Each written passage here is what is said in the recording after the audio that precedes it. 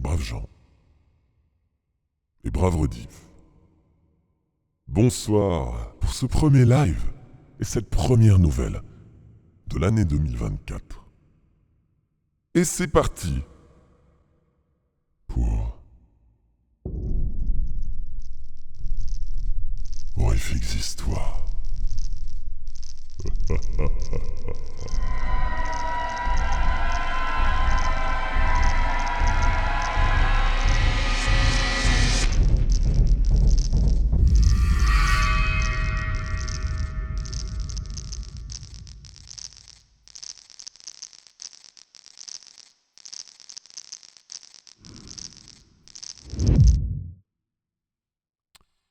Et pour commencer, fait concernant Feu Arthur Jermyn, une nouvelle de Howard Phillips Lovecraft. Braves gens, bonne écoute.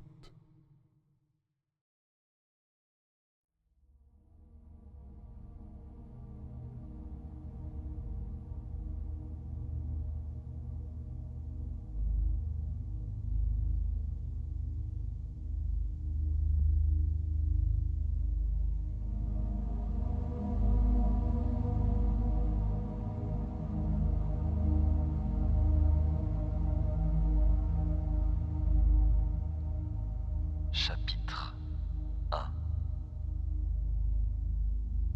Et bonsoir Yandere.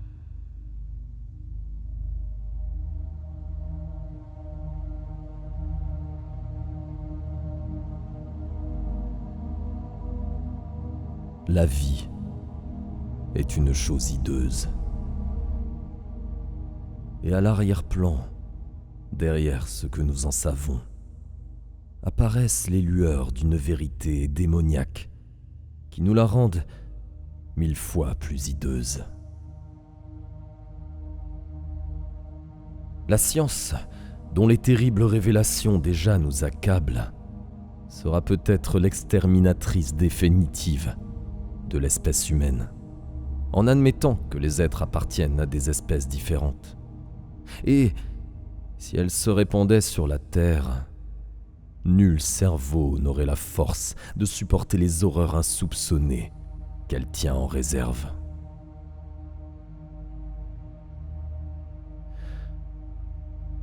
Si nous savions ce que nous sommes en réalité, nous agirions comme Sir Arthur Jermyn, qui, un soir, après s'être arrosé de pétrole, mit le feu à ses vêtements. Nul ne s'avisa de déposer dans une urne ses restes carbonisés, ni d'édifier un monument à sa mémoire. Les documents trouvés après sa mort, ainsi qu'un certain objet contenu dans une caisse, donnèrent à tout le monde le désir d'oublier.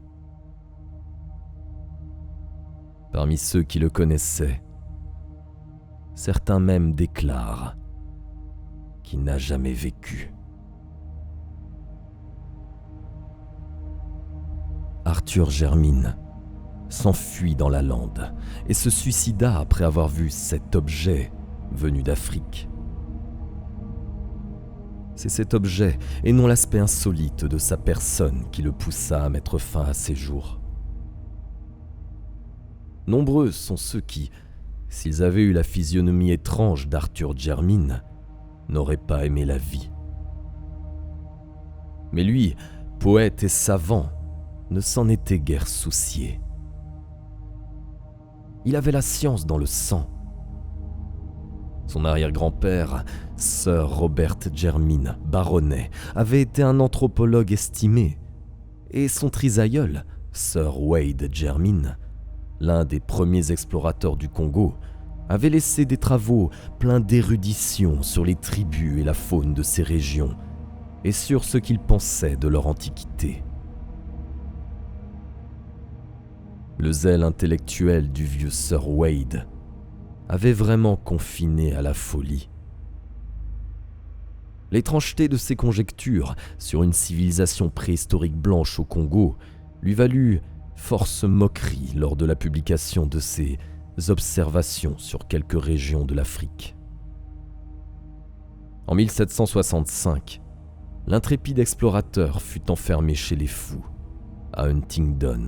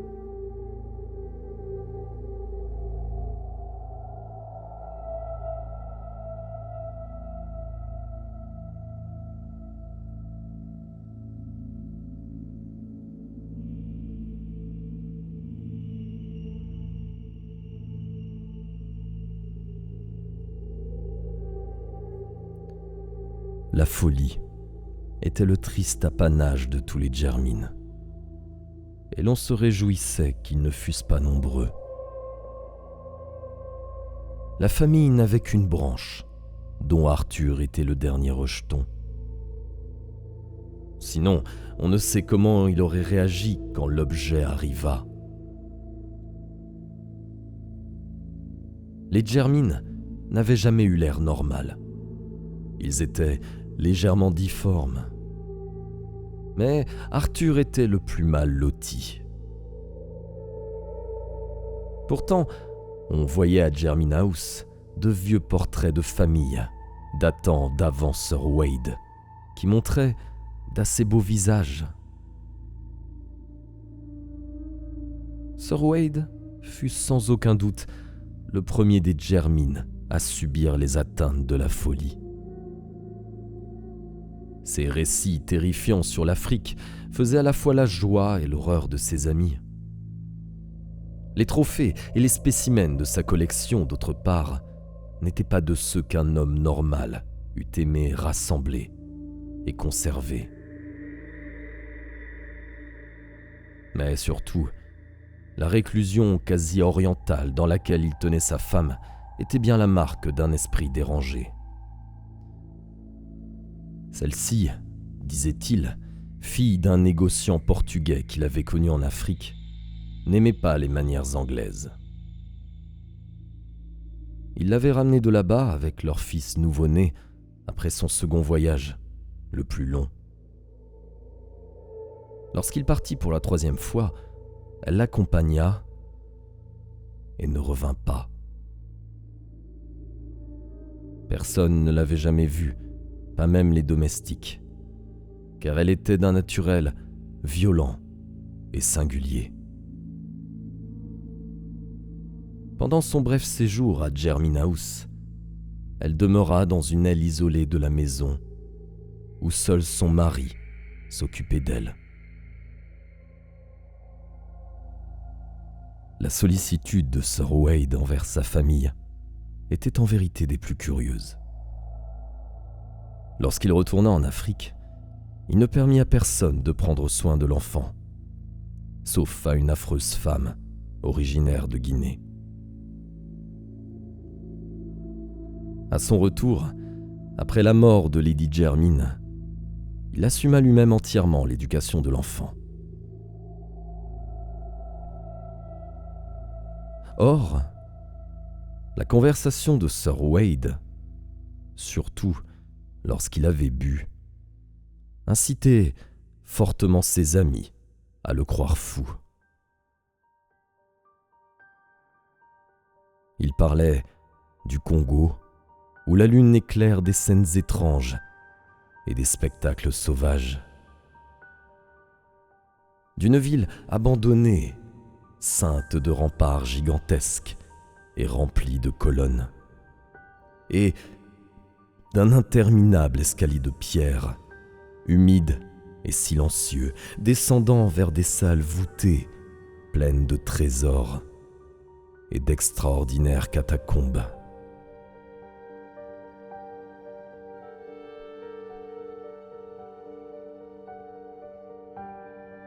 Au XVIIIe siècle, siècle des Lumières, de tels propos paraissaient insensés dans la bouche d'un homme instruit.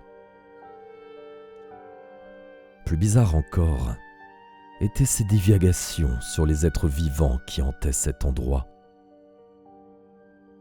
Créatures appartenant moitié à la jungle et moitié à la ville sans âge, créatures fabuleuses qu'un Pline lui-même aurait décrites avec scepticisme.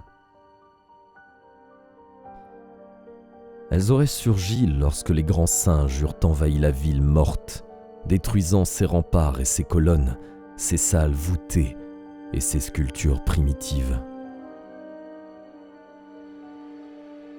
Pourtant, l'espèce de plaisir trouble avec lequel Sir Wade, une fois définitivement revenu en Angleterre, parlait de tout cela, donnait le frisson.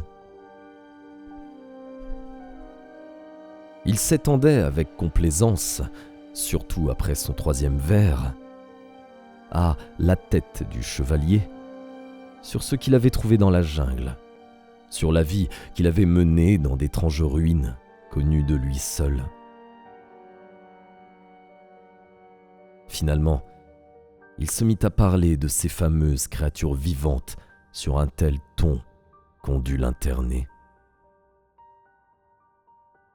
Une fois enfermé dans une cellule garnie de barreaux à Huntingdon, il ne témoigna que peu de regrets. Son humeur avait singulièrement changé dans les derniers temps.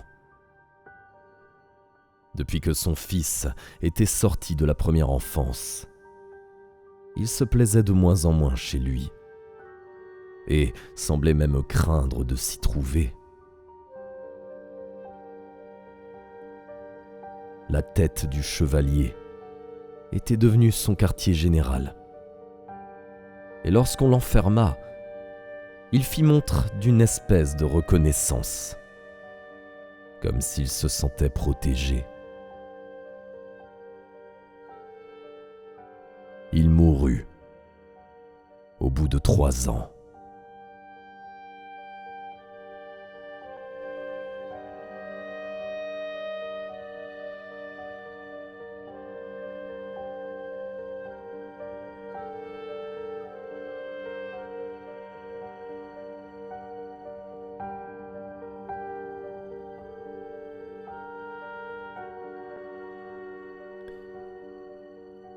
Philippe, fils de Wade Jermyn, était un personnage extrêmement curieux. En dépit d'une forte ressemblance physique avec son père, son aspect et son comportement étaient, sur beaucoup de points, si grossiers que tout le monde le fuyait. S'il n'avait pas hérité la folie de son père, comme on aurait pu le craindre, il était totalement stupide et sujet à de brefs accès de violence auxquels il ne pouvait résister. Il était petit mais extrêmement fort et d'une agilité incroyable. 12 ans après être devenu l'héritier du titre, il épousa la fille de son garde-chasse, qui, disait-on, était d'origine gitane. Mais avant même la naissance de son fils, il s'engagea dans la marine comme simple matelot, mettant ainsi le comble au dégoût qu'inspirait au monde et ses mœurs et son mariage. On retrouva sa trace à la fin de la guerre de l'indépendance américaine. Matelot sur un navire qui faisait le commerce avec l'Afrique. Il s'était acquis une réputation de grimpeur et de lutteur. Mais il finit par disparaître, une nuit que son bateau était à l'ancre près des côtes congolaises.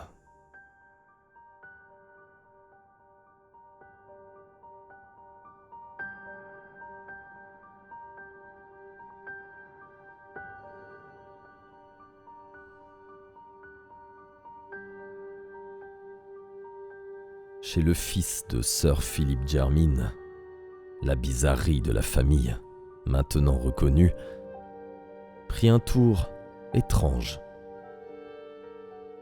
et fatal. Grand, assez bien fait en dépit de certaines anomalies de proportion, doué d'une sorte de grâce, Robert Jermyn débuta dans la vie comme savant et chercheur. C'est lui qui, le premier, étudia scientifiquement l'immense collection rapportée d'Afrique par son grand-père et qui rendit le nom des Jermyn aussi célèbre dans le domaine de l'ethnologie que dans celui de l'exploration. Marié en 1815 à une fille du 3e vicomte Brighthelm, Sir Robert eut 3 enfants, dont jamais l'aîné ni le benjamin ne parurent en public, en raison de leur déficience physique et mentale. Attristé par tous ces malheurs familiaux, le savant chercha consolation dans le travail et fit 2 longues expéditions dans le Centrafricain.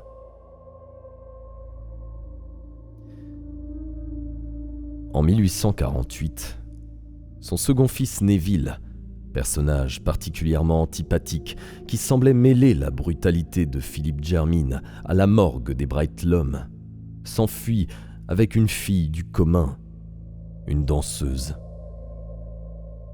Il revint au bout d'1 an, veuf et père d'un enfant, Alfred. Et Sir Robert lui accorda son pardon. Alfred devait être le père d'Arthur Jermyn.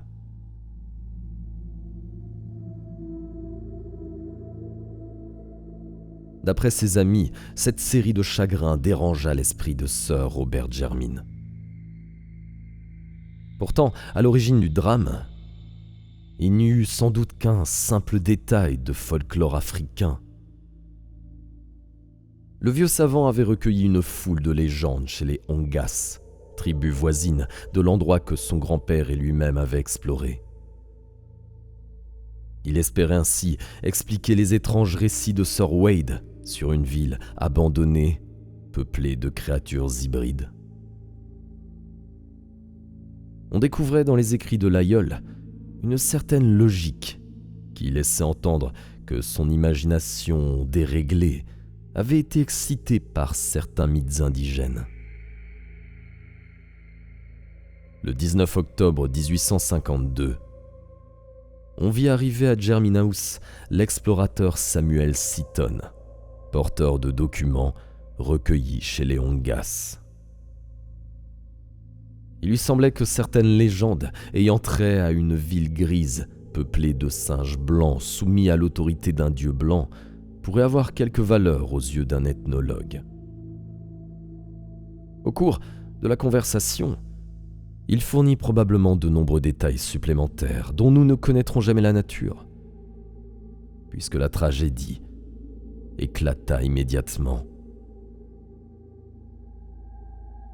Lorsque Sir Robert sortit de sa bibliothèque, il laissait derrière lui le cadavre de l'explorateur qu'il avait étranglé de ses propres mains. Puis, avant qu'on eût pu l'arrêter, il avait massacré ses 3 enfants, les 2 qu'on n'avait jamais vus et celui qui était rentré après sa fugue. Neville Jermyn mourut, mais réussit à sauver la vie de son fils âgé de 2 ans que le vieillard, dans sa folie meurtrière, s'apprêtait à tuer également. Après plusieurs tentatives de suicide, Sir Robert, qui refusait obstinément d'articuler une parole, fut interné et mourut d'apoplexie 2 ans après.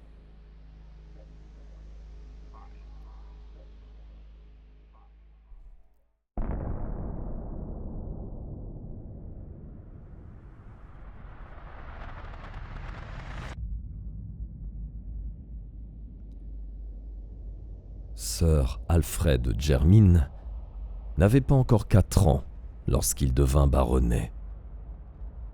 Mais ses goûts ne répondaient guère à son titre. À 20 ans, il s'était joint à une troupe d'artistes de music-hall et à 36 avait abandonné femme et enfants pour suivre un cirque ambulant américain. Sa mort fut atroce.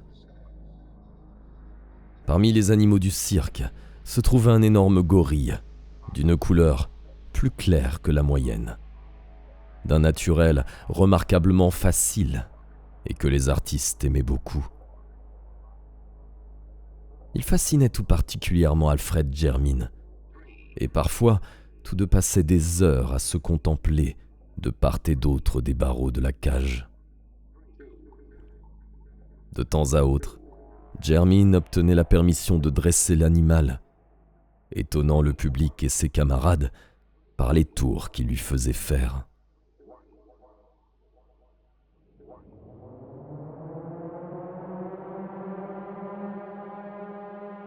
Un matin, à Chicago, pendant que Jermyn et l'animal répétaient un numéro de boxe extraordinairement adroit, le gorille porta au dompteur amateur un coup d'une force prodigieuse, le blessant à la fois dans son corps et dans sa dignité. Les membres du plus extraordinaire spectacle du monde n'aiment guère parler de ce qui arriva ensuite. Ils ne s'attendaient pas au hurlement aigu et inhumain que poussa Sir Alfred Jermyn, et la surprise les cloua au sol quand ils le virent saisir à 2 mains son adversaire maladroit, le jeter sur le sol de la cage et mordre férocement la gorge velue.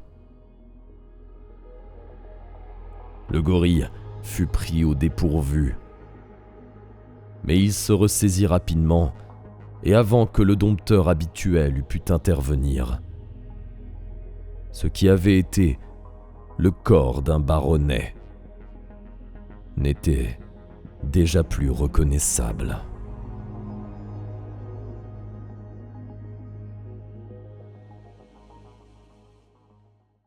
Chapitre 2.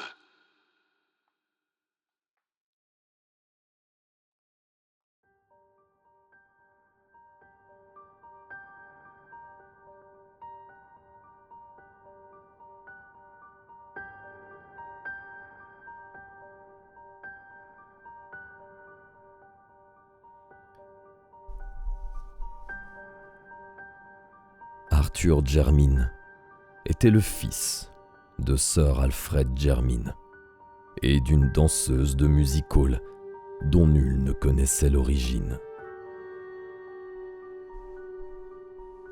Lorsque Sir Alfred abandonna sa famille, la mère amena l'enfant à Jermyn House, où il ne restait plus personne pour s'opposer à sa présence. Elle avait quelque idée de ce que devait être un gentilhomme et veilla à ce que son fils reçût la meilleure éducation possible, compte tenu du peu d'argent dont elle disposait. Les ressources familiales étaient maintenant bien modestes, et Jermyn House était dans un état lamentable. Mais le jeune Arthur aimait la vieille demeure et ce qu'elle contenait. Il ne ressemblait guère aux autres Jermyn. C'était un poète et un rêveur. Quelques familles des environs prétendaient que c'était le sang latin de l'épouse portugaise de Sir Wade, que nul n'avait jamais vu, qui devait se manifester en lui de la sorte. Mais, en général, on tournait en dérision son sens de la beauté, l'attribuant à sa mère, la danseuse, qui n'avait jamais été reçue dans le monde. La délicatesse d'Arthur Jermyn était d'autant plus remarquable que son aspect était plus repoussant. La tournure des Jermyn avait toujours eu un je ne sais quoi de bizarre et de rebutant. Cela atteignit chez Arthur une intensité troublante. Il est difficile de dire exactement à quoi il ressemblait, mais son expression, la forme de son visage et la longueur de ses bras faisaient frissonner de dégoût ceux qui le voyaient pour la première fois.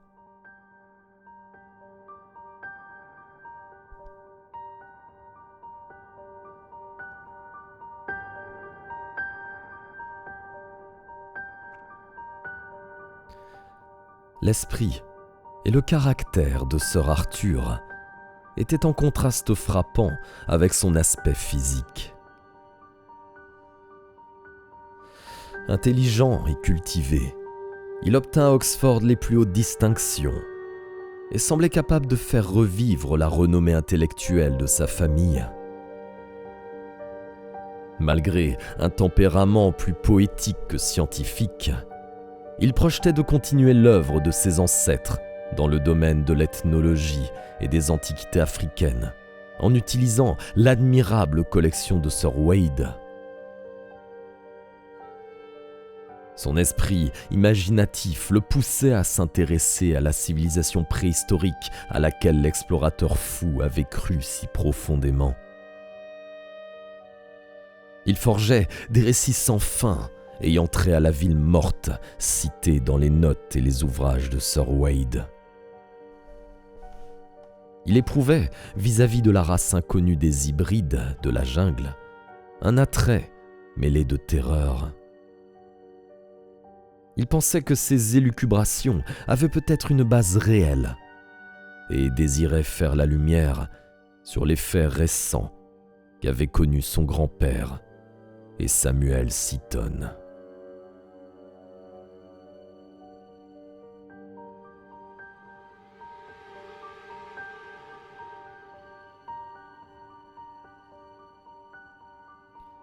En 1911, après la mort de sa mère, Arthur Jermyn décida de poursuivre ses recherches jusqu'à la dernière limite. Il vendit une partie de ses domaines pour avoir de l'argent, monta une expédition et s'embarqua pour le Congo. Et bonne nuit, Yandere. Merci d'avoir été là. Ayant obtenu des autorités belges un groupe de guides, il passa 1 an dans le pays des Ongas et des Kaliris, découvrant plus d'éléments d'information qu'il n'en espérait. Chez les Kaliris, il rencontra un chef d'un certain âge, appelé Moinou, qui non seulement possédait une excellente mémoire, mais encore une grande intelligence et un intérêt marqué pour les vieilles légendes de sa tribu. Le vieillard confirma tous les récits qu'avait entendus Jermyn, ajoutant sa propre version à l'histoire de la cité perdue et des grands singes blancs.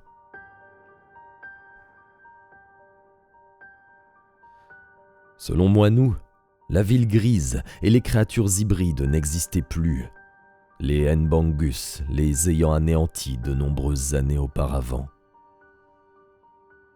Après avoir détruit la plupart des édifices et massacré tous les êtres vivants, ils avaient emporté la momie de la déesse pour laquelle ils étaient venus. Cette déesse, qu'adoraient les étranges hybrides, avait la forme d'un singe blanc, D'après la tradition congolaise, c'était l'image d'une princesse qui avait régné sur ces créatures à l'aspect simiesque. Ce que celle-ci avait pu être, Moinou n'en avait aucune idée. Mais il croyait que c'était elle qui avait construit la ville aujourd'hui détruite. Germine ne put se former aucune opinion, mais par des questions précises, réussit à reconstituer la légende de la déesse.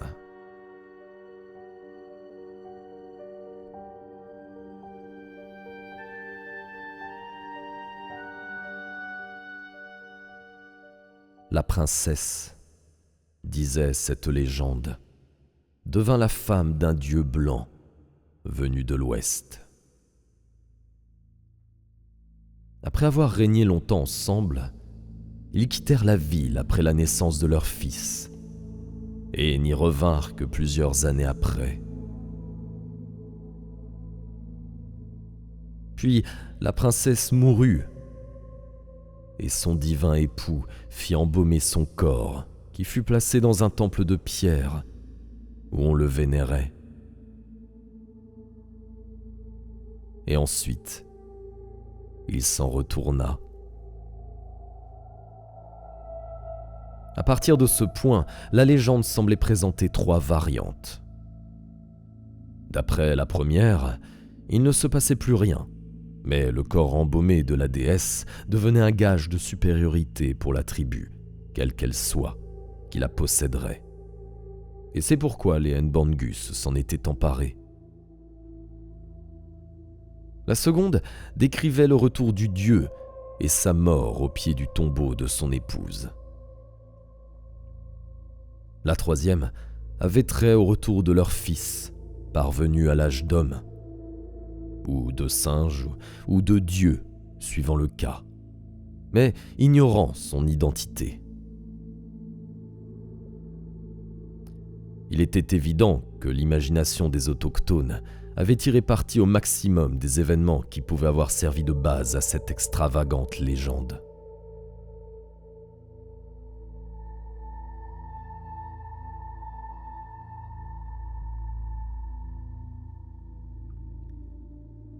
Arthur Germine, persuadé de l'existence de la ville décrite par Sir Wade, ne fut guère étonné lorsque, au début de 1912, il se trouva devant ce qui en restait. Elle avait dû être moins grande qu'on ne le prétendait. Pourtant, les pierres éparses prouvaient qu'elle n'avait pas été un simple village.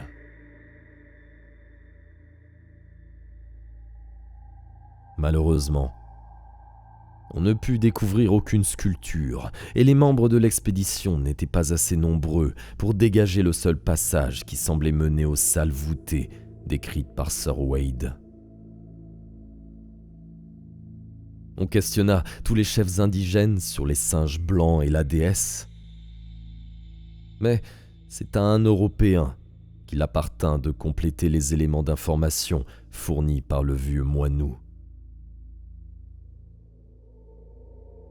Monsieur Verhaeren, agent commercial belge au Congo, déclara qu'il pouvait non seulement savoir où se trouvait la déesse, dont il avait vaguement entendu parler, mais encore se la procurer. Les Nbangus, jadis si puissants, étaient maintenant soumis au gouvernement du roi Albert et se laisseraient facilement amener à se séparer du fétiche.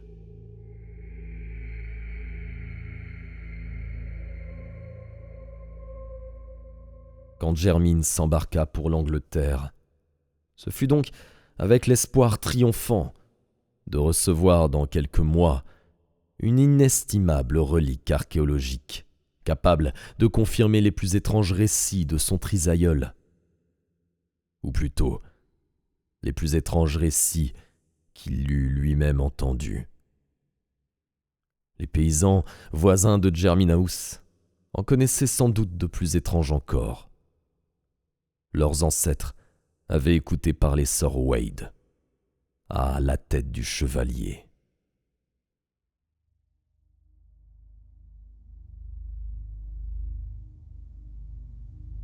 Arthur Jermyn attendit patiemment la caisse promise par Monsieur Verhaeren, tout en étudiant avec un zèle accru les manuscrits laissés par le fou, son ancêtre. Peu à peu, il se sentait très proche de Sir Wade et recherchait les traces de sa vie non seulement en Afrique, mais aussi en Angleterre. On avait beaucoup parlé de sa mystérieuse épouse, toujours enfermée, mais il ne restait aucun souvenir tangible de son passage à Jermyn House. Arthur, se demandant comment un tel effacement lui avait été imposé, ou permis, pensait que la folie de son mari en était la cause principale. Il savait que sa trisaïeule, à ce qu'on disait, était la fille d'un marchand portugais installé en Afrique. Ayant, par atavisme, l'esprit positif et ne connaissant que superficiellement le continent noir, elle avait dû tourner en dérision les récits de son mari, chose que celui-ci n'était pas homme à pardonner. Emmenée en Afrique, peut-être malgré elle, par un mari décidé à prouver la véracité de ses dires, elle y était morte.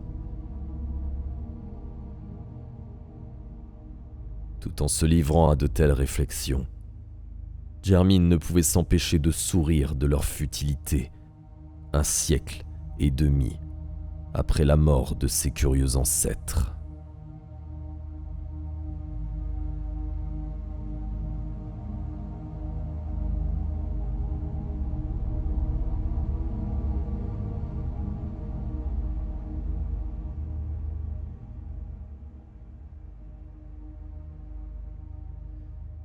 En juin 1913, il reçut une lettre de Monsieur Verhaeren qui racontait la découverte de la déesse embaumée. C'était, affirmait le Belge, un objet des plus extraordinaires. Un objet qu'il était impossible à un profane de classer. Seul un savant serait capable de décider s'il s'agissait d'un être humain ou d'un singe. Et cette décision serait malaisée en raison du mauvais état de l'objet. Le temps et le climat du Congo ne sont pas favorables aux momies, en particulier quand le travail a été fait par un amateur, comme cela paraissait le cas. Autour du cou de la créature, on avait trouvé une chaîne d'or, avec un médaillon armorié, seul vestige sans doute d'un malheureux voyageur pris par les Nbangus, et placé là, comme amulette. Dans ses commentaires, Monsieur Verhaeren faisait malicieusement allusion à une ressemblance, ou plutôt, il se demandait, avec un étonnement amusé, quel effet les traits de la momie produiraient sur son correspondant. Mais il prenait trop intérêt à l'aspect scientifique du problème pour se perdre en considérations oiseuses.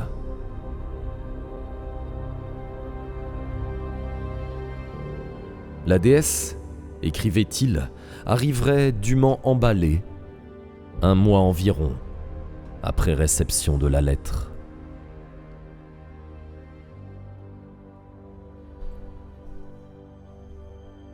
La caisse, arrivée à Jermyn House le 3 août 1913 dans l'après-midi, fut portée immédiatement dans la vaste pièce qui abritait les spécimens africains disposés par les sœurs Robert et Arthur. La suite des événements nous est connue par les papiers et les objets qu'on examina plus tard, mais surtout par les récits des domestiques, dont le plus cohérent et le plus complet est celui de Souamès, le vieux majordome. Suivant ce digne serviteur, Sir Arthur d'abord fit sortir tout le monde de la pièce. Puis des bruits de marteau et de tenaille ne tardèrent pas à prouver qu'il s'était mis en devoir d'ouvrir la caisse.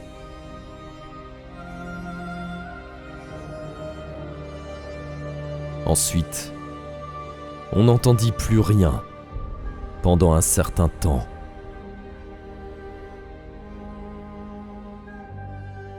Combien de temps exactement, Souhamès n'aurait su le dire. Mais un quart d'heure ne s'était pas écoulé qu'un hurlement affreux se faisait entendre, poussé sans aucun doute possible par Jermyn. Aussitôt après, on le vit sortir en courant de la pièce et se précipiter vers le devant de la maison, comme s'il eût été poursuivi par un ennemi féroce. L'expression de son visage, déjà assez effrayante en temps normal, défiait toute description.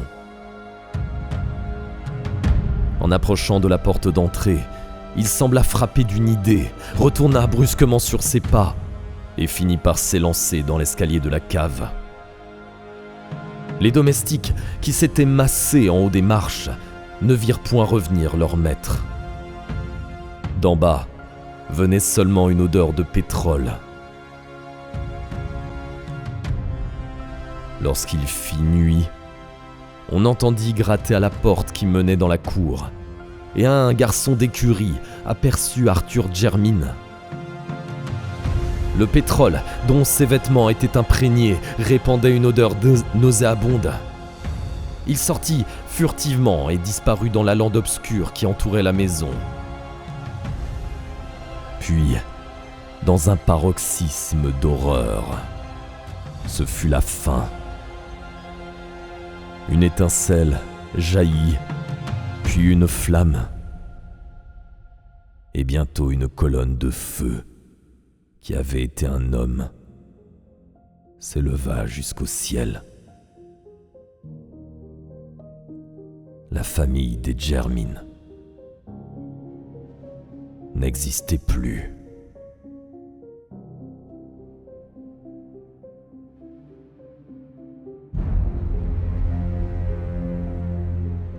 Pourquoi ne recueillit-on point les restes carbonisés d'Arthur Jermyn ?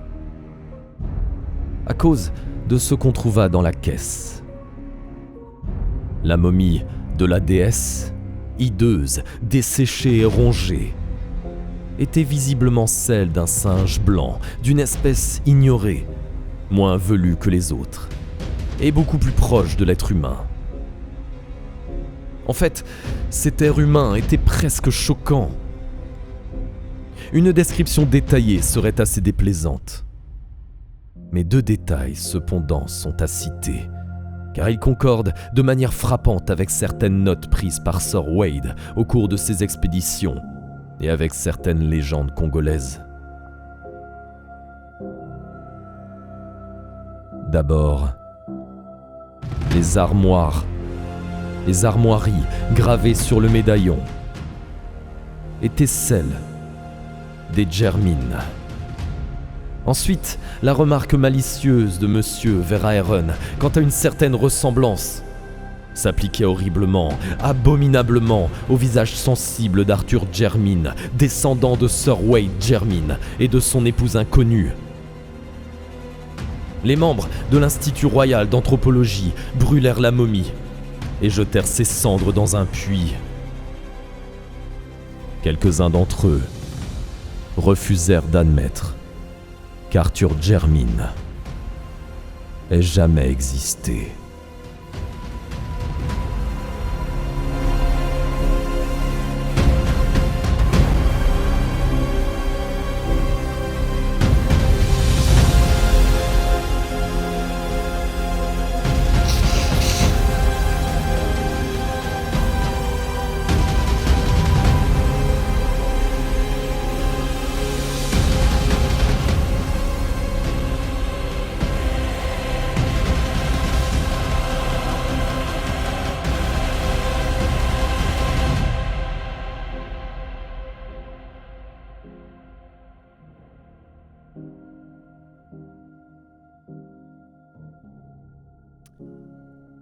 Et voilà